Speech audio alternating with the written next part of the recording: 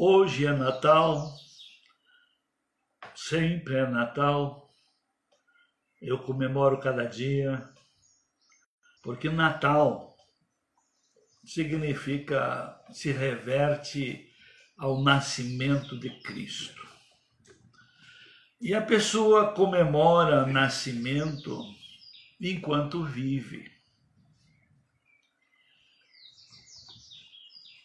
Você comemora Cristo, não é só neste dia, 25 de dezembro, que Ele existe, que devemos elogiar, felicitar, que devemos adorar, reconhecer, usar Ele para abençoar as pessoas. Eu vou hoje estar um pouquinho diferente do meu normal, tá? Porque a gente fica velho e a gente põe os pés no chão e a gente vê que muita coisa da vida é ilusão. Mas eu quero dizer, esse Natal que o mundo comemora é a verdadeira ilusão. É a verdadeira corrupção da fé. Mas não usando o Natal que o mundo comemora, mas o Natal, nascimento de Cristo. A data em que o Verbo se fez carne e habitou entre nós, vindo para esse mundo, pré-anunciado pelo profeta Isaías, que declarou que um menino nasceu, que um filho se nos deu, e o governo estava e está sobre os seus ombros. Toda a verdade, ela se cumpre. O profeta, 750 anos antes de Jesus nascer, ele profetizou que o menino nasceria e que traria o governo sobre os seus ombros. Então Jesus é o Verbo encarnado, é o Deus que se fez carne. Olha como é que estava, quando Deus criou o homem, Jesus estava junto lá, ele fez parte daquele conselho que diz: façamos o homem a nossa imagem, conforme a nossa semelhança. E olha o que diz aqui, uma coisa muito interessante, como Paulo interpreta isso, revela isso, e traz esta verdade lá em Filipenses capítulo 2, ele diz assim no verso 5 a seguir, ele diz: tende em vós, ou de sorte que haja em vós, o mesmo sentimento que também houve em Cristo Jesus. Olha o que diz a palavra. Ele subsistia em forma de Deus. O Verbo. Ele era o Verbo. Era ele era a palavra. Era ele que disse façamos. É ele que estava no conselho. E as coisas foram criadas por ele, por intermédio dele. E sem ele, nada do que foi feito se fez. Nada do que existe, existiu sem ele. Ele fez parte de todo o projeto, planejamento da criação. Então diz aqui Paulo: tenha em vós o mesmo sentimento que houve também em Cristo Jesus. Que ele, diz aí, ele subsistia em forma de Deus. Mas ele não julgou com usurpação ser igual a Deus. E o que ele fez? A si mesmo se esvaziou, assumindo a forma de servo. E o Verbo se fez carne. Como? Se transformou numa figura humana. E vimos, e diz aí, que ele tornou-se semelhante aos homens e foi obediente até a morte e morte de cruz. Mas pegamos outro assunto interessante, o que levou Deus a fazer esse plano? Porque o governo do homem se perdeu.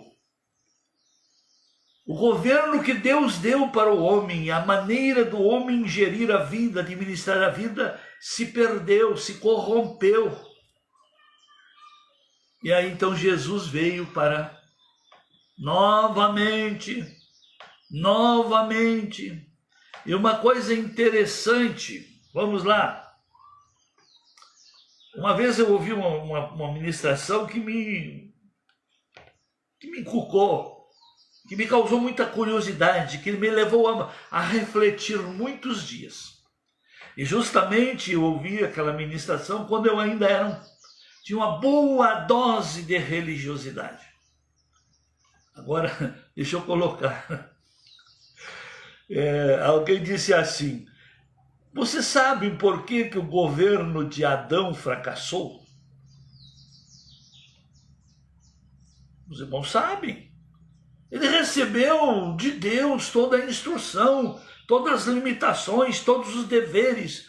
Ele recebeu uma capacidade ímpar, pois ele catalogou todas as criações, toda a fauna, a flora, tudo. Ele foi que foi catalogando, dando nome para cada espécie. Mas por que o governo de Adão fracassou? Porque ele não teve infância. Eu fiquei assim, opa, mas como? Ele não teve infância. E realmente a pessoa que não tem, ou melhor, a pessoa que tem uma fase da vida queimada, ele não teve queimado, Deus já deu pronto para ele. Ele não foi infeliz por não ter tido infância, não. Mas ele foi, sei lá, bom demais, talvez, queria agradar demais a esposa, seguindo conselhos dela, fazendo a vontade dela, não sei. São interrogações que podem servir para alguns aí e resposta também.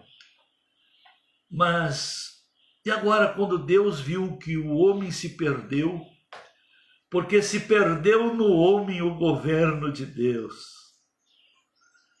Aí então Deus começa agora um novo governo. Então ele usa o profeta Isaías para falar desse novo governo, que seria lançado como semente um menino. Mas olha como é que estava a terra. Em Isaías capítulo 9, mas para a terra que estava aflita, não continuará a obscuridade. Deus, nos primeiros tempos, tornou desprezível a terra de Zebulon e a terra de Naftali, mas nos últimos tornará glorioso o caminho do mar, além do Jordão, Galileia dos gentios. E o povo que andava em trevas viu grande luz. Aos que viviam na região da sombra da morte, resplandeceu-lhes a luz. E aí depois ele diz, como que isso iria mudar? Deus então agora constrói um governo, começando lá na gestação de uma mulher, no cuidado de um bebê, no ensino de uma criança, no trabalho de um adolescente junto com o seu pai para gerar a sustentabilidade da família. No líder que quando assumiu a maioridade, vendo os desgovernos na terra, as injustiças, ele começou a interagir e a proclamar: é tempo de mudança, Arrependei-vos, porque é chegado a vós o reino de Deus. É chegado a vós o governo de Deus. Então, Deus agora investe para que o ser humano não tenha como se desculpar que é impossível voltar-se para Deus. Se a história da humanidade e do governo de Deus viesse e tivéssemos só Adão como referência, teria muitas desculpas para questionar, reprovar, para não aceitar. Adão, me mostra a origem de Adão, da onde Adão veio, de quem ele nasceu, como é que foi a sua infância, como foi o desenvolvimento dos seus primeiros tempos. Como é que eu vou mudar? Ninguém conhece meu passado. Hoje, muitos têm essa desculpa. Quando são cobrados algumas coisas que o ser humano pode mudar, muitos que quando não querem mudar, eles então se refugiam, se escondem, se estribam no seu passado. Eu não tive pai, eu não tive mãe, eu não tive condições sociais, eu não tive educação, eu não tive escola, eu não tive uma boa família, eu não venho de um bom lugar. Mas, além disso tudo, olhando para o ser humano biologicamente, até para grego ver, para inglês e grego ver, até dá para inventar isso. Mas quero dizer que diante de Deus, hoje não tem do que o homem se desculpar. Mesmo que você não venha de boas origens, mesmo que pelo caminho da onde você veio não teve bons aprendizados, mas através de Jesus Cristo, você tem oportunidade de nascer de novo, se tornar uma nova criatura.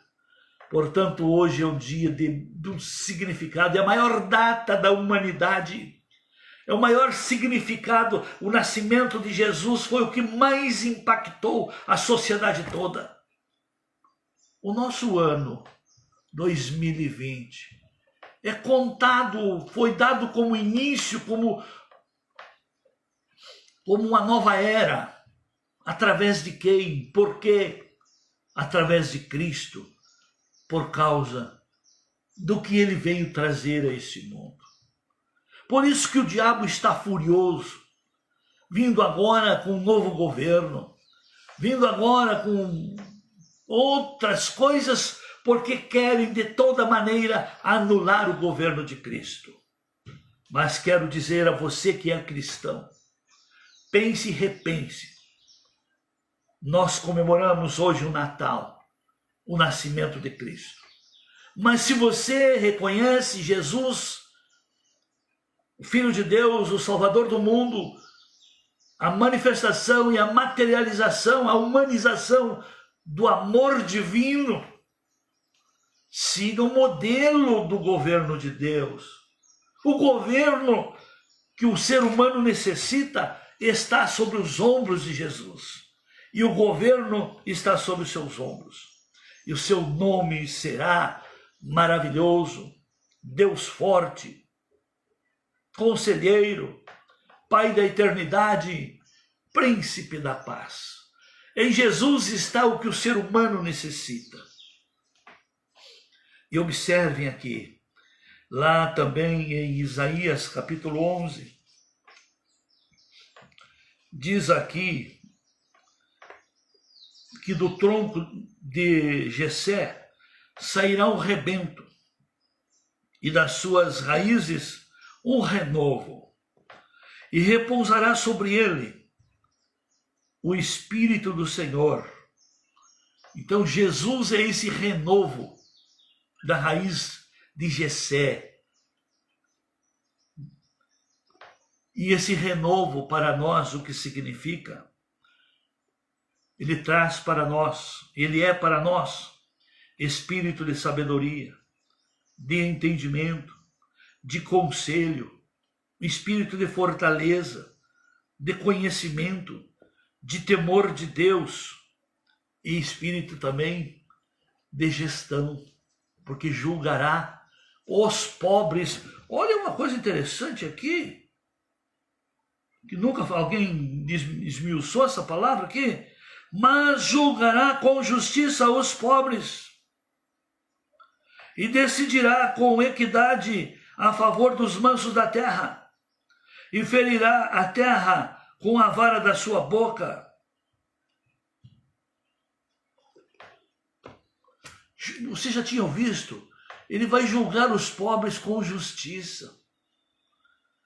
Porque pobreza tem duas fontes. A pobreza, que é resultado de opressão, das malignidades das pessoas que servem o diabo, vão levando as pessoas a um estado de pobreza para escravizá-los. Mas existe a pobreza e a miséria, que é uma recompensa por não quererem o governo de Deus. Porque o próprio sábio Salomão falou isso, que pobreza e miséria virão sobre aqueles que rejeitam o ensino. Então aqui Jesus vai julgar entre os pobres. Ele julgará com justiça entre os pobres. Porque entre os pobres estão os que são pobres porque deixaram o diabo os governar. Outros porque foram oprimidos.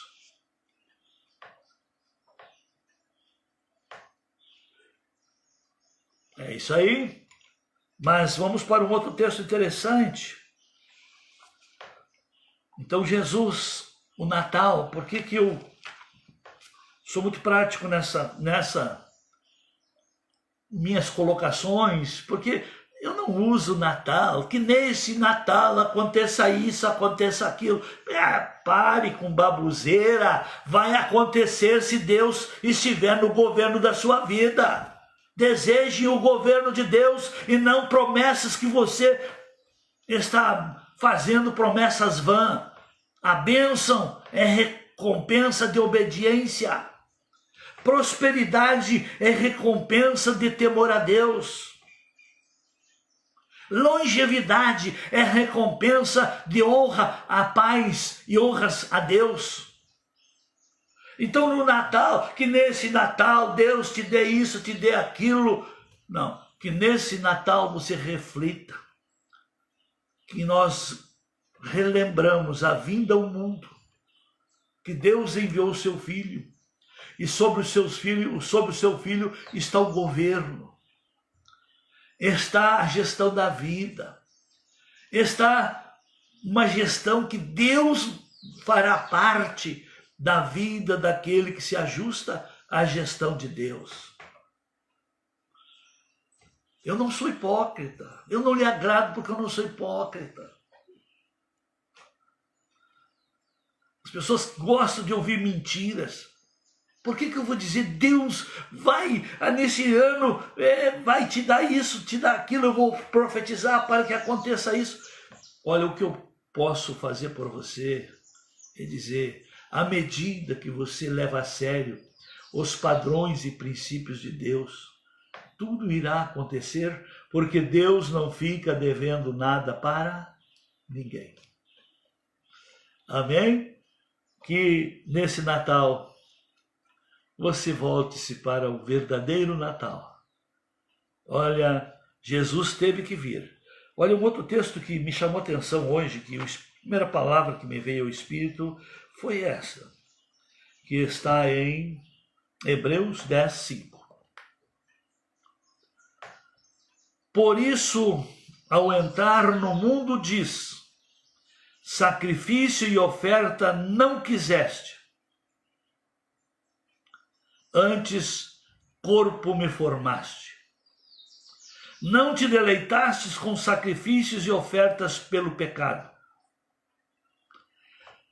Deus, Jesus, o Espírito Santo, vendo a maneira desenfreada que o povo estava vivendo num desgoverno, porque saíram de debaixo do governo de Deus, mesmo tendo a lei mosaica que regulava, que determinava os pecados, os abusos, as quebras de princípios, as ultrapassagens dos limites.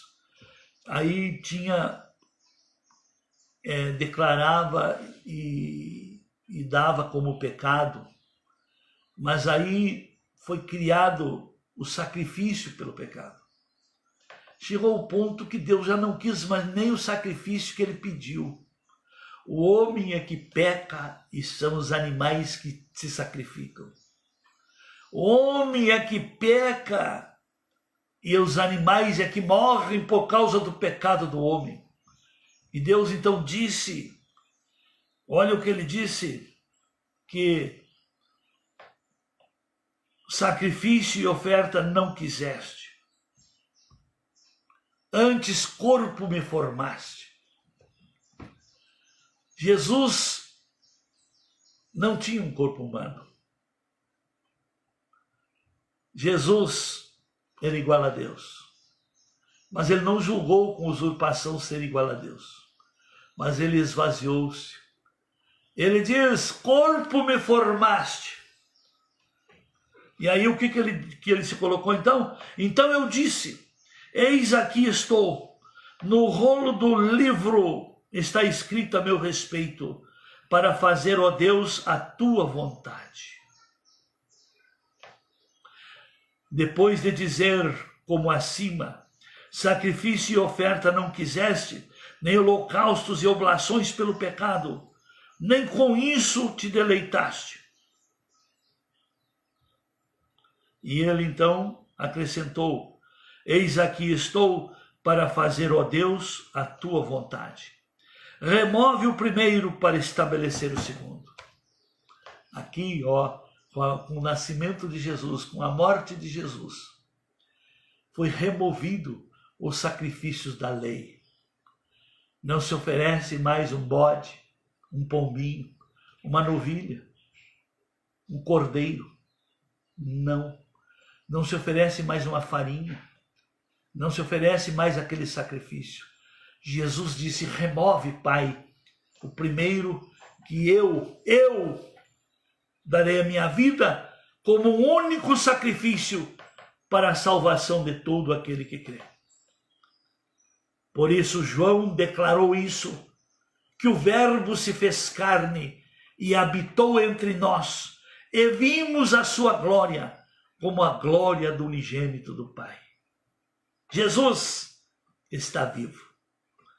Ele entregou a sua vida como um sacrifício pelo pecado do mundo todo.